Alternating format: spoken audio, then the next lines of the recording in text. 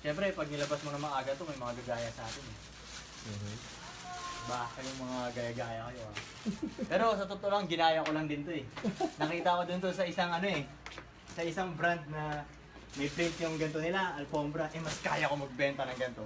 Tatalunin namin, kilala nyo kung sino kayo. Pag nakita nyo to, matatawa kayo sa akin eh. Iisipin nyo, ganun gagaya ako. Pero totoo, ginaya ko yung idea nyo. Pero mas makakabenta ako sa inyo, ha? Kilala nyo ako, no? I mean, alam niyo kung sino kayo, di ba?